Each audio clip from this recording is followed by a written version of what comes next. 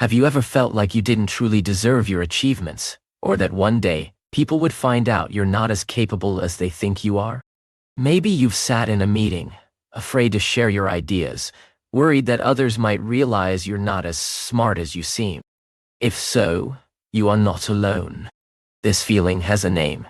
It's called imposter syndrome, and it affects millions of people around the world, from students to CEOs, from artists to engineers. Welcome to BetterSelf, where we help you grow as a person while making your English stronger, one step at a time. In today's video, we will talk about imposter syndrome, what it is, why it happens, and most importantly, how you can overcome it. Together, we will explore practical strategies, hear inspiring stories, and learn exercises that help you build confidence and trust in yourself. Remember, as you listen, you're not just working on your English, you're building a better self, one thought at a time. Let's begin this journey towards self-belief and growth. Chapter 1. Understanding Imposter Syndrome. Before we can defeat the invisible enemy called imposter syndrome, we need to understand what it really is. Imposter syndrome is that voice in your head that tells you you're not good enough, even when your achievements say otherwise. It's a feeling of being a fraud, as if your success is simply luck and not a result of your hard work or abilities. But where does this feeling come from? And why do so many people experience it? Imagine you're climbing a mountain. You've been walking for hours, facing wind, rain, and steep paths. Suddenly, you reach a beautiful viewpoint. But instead of enjoying the view, you think, did I really climb all this way? Maybe I just got lucky with the weather. Maybe other people took the harder path. This is how imposter syndrome works. It makes you ignore your journey and doubt your success. This feeling doesn't just appear from nowhere. Many times, it comes from comparing ourselves to others, especially in a world where social media shows only the best side of people's lives. It can also come from childhood experiences, cultural messages, or high expectations we set for ourselves. Even famous people, Oscar winners, best-selling authors, Nobel Prize winners, have admitted to feeling like imposters at times. Think of the story of Maya Angelou, the famous writer and poet. She wrote more than a dozen books, received countless awards, yet she once said, "I have written 11 books, but each time I think, oh, they're going to find out now. I've run a game on everybody, and they're going to find me out." If someone as talented as Maya Angelou can feel this way, it shows that imposter syndrome is not a sign of weakness. It's a common human experience. As you listen, think about moments in your own life when you felt like an imposter. Try to remember what triggered those feelings. Was it a new job, a big achievement, or maybe a compliment from someone you respect? Recognizing these moments is the first step toward overcoming them, because you can't change what you don't notice. Chapter 2. The many faces of self-doubt. Imposter syndrome does not always look the same. It can wear many masks, and sometimes it is hard to see it for what it is. For some people, it shows up as perfectionism, the belief that nothing you do is ever good enough, no matter how hard you try. For others, it feels like self-sabotage, where you avoid taking on new challenges because you're afraid of failing publicly. Let's take the example of Tom, a young engineer working at a big tech company. Tom always tries to double-check his work, staying late at the office, and never feels satisfied with what he delivers. When he gets praise from his boss, he thinks it must be because the boss doesn't see his mistakes. When Tom is offered a leadership position, he feels anxious and thinks, if they really knew me, they wouldn't trust me with this responsibility. Tom's story is not unique. His perfectionism is just one way imposter syndrome appears. Another example can be seen in people who are afraid to ask for help, worrying that if they do, others will see they don't know enough. This is common among students learning a new subject, or professionals starting a new job. Sometimes imposter syndrome hides behind humor, where people make jokes about their own abilities so that no one else will judge them first. It's important to recognize these patterns so you can catch imposter syndrome in action. When you notice you're being too hard on yourself, or hiding your true self from others, pause and ask, is this the voice of self-doubt speaking? Often, simply naming it can weaken its power. Think about your own life. When you face a new challenge, do you tell yourself, I'm not ready, or I'm not good enough? The next time you hear that voice, try to notice what it is saying and where it might come from. Becoming aware of the many faces of imposter syndrome helps you prepare to deal with it in a kinder, more understanding way. Chapter 3. The Roots of Imposter Thoughts. To truly overcome imposter syndrome, it helps to understand where these thoughts are born. Often, they have roots deep in our past, hidden in memories, beliefs, and experiences that have shaped how we see ourselves. Imagine your mind as a garden. The seeds of self-doubt might be planted early, perhaps by a teacher who once told you that you were not smart enough, or by parents who set very high standards. Every time you face a new challenge, these old seeds can grow into weeds, making it hard for you to believe in your own abilities. For example, consider the story of Sarah, who grew up in a family where success was measured by grades and awards. Whenever she got a B instead of an A, she felt like she had failed. As an adult, even after earning a degree from a top university, Sarah still feels nervous before every presentation. She worries that she will disappoint others, just like she feared disappointing her parents as a child. Cultural background can also play a role. In some cultures, people are encouraged to be humble and not talk about their successes. While humility is a good quality, it can sometimes make it hard to accept compliments or recognize your achievements. You might think, I shouldn't talk about my success, or people will think I'm bragging. This can feed the feeling that you don't deserve your success. Understanding these roots is like shining a light on the shadows in your mind. When you realize where your imposter thoughts come from, you can begin to question them. Are they really true? Or are they old beliefs that no longer fit who you are today? As you reflect on your own life, try to remember moments from your past that might have shaped your beliefs about yourself. Were there times when someone doubted you, or when you doubted yourself? Notice how these memories might still affect you today. This awareness is not about blaming anyone, but about understanding yourself with kindness and honesty. Chapter 4. The Power of Vulnerability. One of the strongest tools for overcoming imposter syndrome is vulnerability. This may sound surprising, but allowing yourself to be open and honest about your struggles can actually make you stronger. When you share how you feel with others, you often find that you are not alone. Let's look at the story of Michelle Obama, the former First Lady of the United States. In her book and public speeches, she has talked openly about feeling like she didn't belong at Princeton, or later, at the White House. She said, I still have a little imposter syndrome. It doesn't go away, that feeling that you shouldn't take me that seriously. What do I know?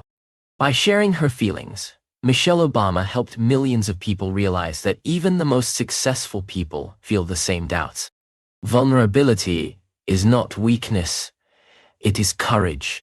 When you talk about your fears, you invite connection and understanding. You might tell a friend, sometimes I worry I'm not good enough for this job, and discover that your friend feels the same way. Suddenly, the weight of self-doubt feels lighter, because you are carrying it together. This kind of honesty can also help you at work or school. When you admit that you don't know everything, you open yourself up to learning and growth. You might say, I'm not sure how to do this yet, but I'm willing to learn. This attitude not only builds your confidence, but also earns the respect of others. Try to think of one person you trust, a friend, family member, or co-worker, and imagine what it would be like to share one of your doubts with them. Often, just saying the words out loud can make your fears lose their power. Remember, you don't have to face imposter syndrome alone. There is strength in vulnerability, and in knowing that everyone struggles sometimes. Chapter 5. Rewriting your inner story. Each of us has a story that we tell ourselves about who we are and what we can do. For people with imposter syndrome, this story is often full of doubts and negative beliefs. But what if you could change the story? What if you could become the author of your own self-belief? Let's use the example of David, a talented musician who always thought his success was just luck. Every time someone complimented his performance, he would say, "Oh, it was nothing. or I just got lucky. One day his teacher asked him, "Why do you refuse to own your success?" This question made David realize that he was telling himself a story where he was never good enough. He decided to start a new chapter. Rewriting your inner story begins with noticing the words you use when you talk to yourself. What? Do you often say things like, "I'm not smart enough," or "I don't belong here"? These words are like bricks that build a wall between you and your true potential. Instead, try to replace those words with kinder, truer ones. Instead of, "I don't belong here," you could say, "I worked hard to get here, and I have something valuable to offer." It might feel strange at first, but just like learning a new language, the more you practice, the more natural it becomes. If you catch yourself thinking, "I'm going to fail," pause and ask, "What evidence do I have for this belief? What successes have I already had?" Make a list of your achievements, big and small. Remember, even small steps are proof of your growth. Try this simple practice. Each night, write down one thing you did well that day, no matter how small. Over time, this habit will help you see yourself in a new, brighter light. You are not just the person who doubts, you are the person who learns, tries, and grows. Chapter 6. The Role of Comparison and Social Media. In today's world, it is easier than ever to compare ourselves to others. Social media lets us see the highlight reels of people's lives, their promotions, vacations, awards, and happy moments. But rarely do we see their struggles, failures, or self-doubt. This constant comparison can make imposter syndrome feel even stronger. Imagine scrolling through your phone and seeing a friend post about their new job, another friend celebrating a big achievement, and yet another traveling to a beautiful place. Suddenly, your own life feels ordinary, and you start to wonder if you're falling behind. This is a common trap, and it feeds the belief that everyone else is more successful or more deserving than you. But remember, what you see online is only part of the story. People share their best moments, not their everyday challenges. Behind every perfect photo is a real person with worries and insecurities, just like you. Consider the story of Alex, who spent hours each day looking at other designers' work on Instagram. He started to feel like he would never be as good as them. But when Alex met some of these designers at a conference, he learned that they also struggled with self-doubt and creative blocks. Realizing this helped Alex understand that everyone is on their own journey, with ups and downs along the way. The next time you catch yourself comparing your life to someone else, pause and remind yourself that you are only seeing a small part of their story. Try to focus on your own progress, not on someone else's highlights. You can even limit your time on social media or unfollow accounts that make you feel bad about yourself. Think about what makes you unique and celebrate your own achievements, no matter how small. Your journey is yours alone, and it is worth valuing. Chapter 7. Embracing Growth Over Perfection. One of the biggest reasons people feel like imposters is the belief that they have to be perfect. If you make a mistake or don't know something, you might think, "See, I'm not good enough."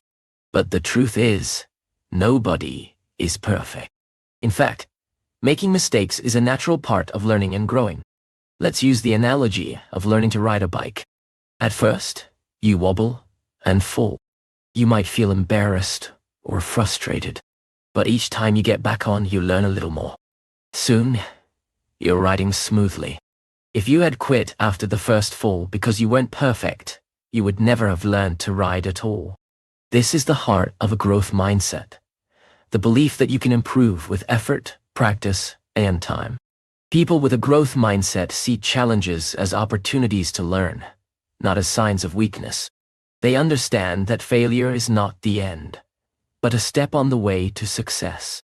Consider the story of Thomas Edison, the inventor of the light bulb. He tried thousands of times before he found the right way to make a light bulb work. When someone asked him how it felt to fail so many times, Edison replied, "I have not failed. I've just found 10,000 ways that won't work." Edison's story shows that those who achieve great things are not perfect. They are persistent.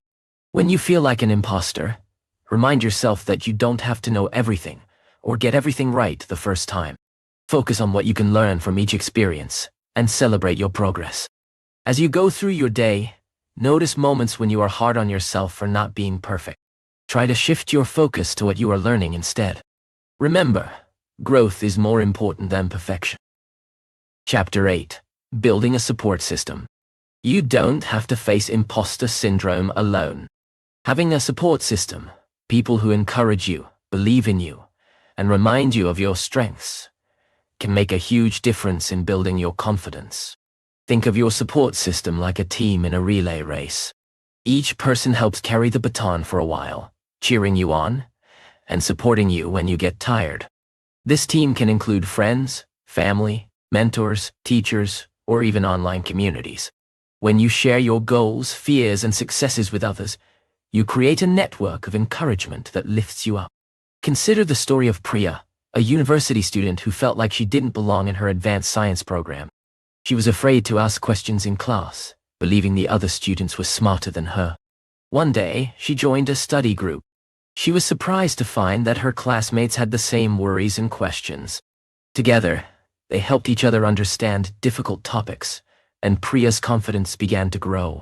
Sometimes, your support system can also be people you look up to, even if you don't know them personally. You can learn from the stories of people who have faced similar struggles and succeeded. Their journeys can inspire you to keep going, even when you feel like giving up. Think about the people in your life who make you feel stronger, braver, and more capable. Reach out to them and let them know how much you appreciate their support. And remember, you can also be a support to others. You might be surprised by how much your encouragement can help someone else. Chapter 9. Celebrating achievements, big and small. Imposter syndrome often tricks us into ignoring our successes. We tell ourselves that our achievements don't really count, or that they were just lucky breaks. But recognizing and celebrating your progress is a powerful way to build self-belief. Imagine you are climbing a staircase. If you only look at the steps left to climb, you might feel discouraged.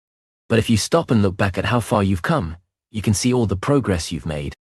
Every step, every small win, and every big success deserves to be noticed and celebrated.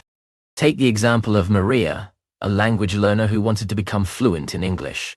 At first, she felt embarrassed by her accent and worried about making mistakes. But each time she finished a book in English or spoke in a group, she took a moment to celebrate. She would treat herself to her favorite meal or write about her progress in a journal. Over time, these small celebrations helped Maria feel proud of her journey. You can do the same. When you complete a project, pass a test, or overcome a challenge, give yourself credit. Tell yourself, I did this. I worked hard, and it paid off. You might share your success with a friend, write it down, or simply take a moment to enjoy the feeling. Try to make celebrating your achievements a regular habit. At the end of each week, think of one thing you are proud of. No achievement is too small. Every step forward is proof that you are growing and learning. Chapter 10. Turning self-doubt into motivation. While imposter syndrome can feel overwhelming, it can also be a source of motivation if you learn to use it in a positive way. Instead of letting self-doubt stop you, you can turn it into a signal to keep learning, growing, and improving. Think of self-doubt as a signal light on a car dashboard. It doesn't mean your journey has to stop. It's just telling you to pay attention. Maybe you need to learn a new skill, ask for help, or take a break to rest. By listening to your doubts without letting them control you, you can use them as fuel to move forward. Take the story of Kenji, a young manager who was put in charge of a new team. At first, he worried that he wasn't ready and that his team wouldn't respect him. But instead of hiding his doubts, Kenji decided to turn them into questions. He asked his team for feedback and worked on improving his leadership skills. Over time, his confidence grew, and his team respected him even more for his honesty and willingness to learn. When you feel self-doubt, ask yourself, what can I learn from this feeling? How can I use it to become better? Treat your doubts as teachers, not enemies. Every time you face your fears and take action, you become stronger and more confident. As you move through your life, remember that everyone feels self-doubt sometimes. What matters is how you respond. Use your doubts as motivation to keep moving forward, and you will be amazed at what you can achieve. Chapter 11. Practicing Self-Compassion. Overcoming imposter syndrome is not about becoming perfect or never feeling doubt again. It's about treating yourself with kindness and understanding, especially when you struggle. Self-compassion means giving yourself the same care and encouragement that you would give to a good friend. If a friend told you they were worried about failing, you wouldn't say, "You're right, you don't belong here." Instead, you would remind them of their strengths and encourage them to keep trying. Consider the story of Emily, a new teacher who made a mistake in front of her class. She felt embarrassed and worried that her students would think she was not a good teacher. But instead of criticizing herself, Emily reminded herself that everyone makes mistakes, and that each mistake is a chance to learn. She apologized to her students, corrected the mistake, and moved on. Her kindness to herself helped her stay confident and positive. When you catch yourself thinking negative thoughts, try to speak to yourself as you would to a friend. Remind yourself that it's okay to make mistakes, and that you are learning and growing every day. At the end of each day, take a few moments to reflect on how you treated yourself. Were you kind, or did you judge yourself harshly? Try to be gentle and forgiving. Self-compassion is not only good for your mental well-being, but it also helps you build the confidence to face new challenges. Today, we've learned that imposter syndrome is a common experience affecting people from all walks of life. We explored its many faces, from perfectionism to comparison, and talked about practical ways to overcome it. By understanding its roots, building a support system, celebrating achievements, and practicing self-compassion. Remember, you are not alone in feeling self-doubt. What matters most is how you respond. By being kind to yourself, focusing on growth, and taking small steps toward confidence each day. Keep in mind that every time you challenge your doubts, you are building a stronger, better self. You are also improving your English and growing your mind with every lesson you learn here. If today's video helped you, consider subscribing to BetterSelf for more guidance on personal growth and English learning. Together, we are creating a community where everyone can become their best self. One word, one action, and one day at a time. You have already taken the first step. Keep moving forward. You belong here.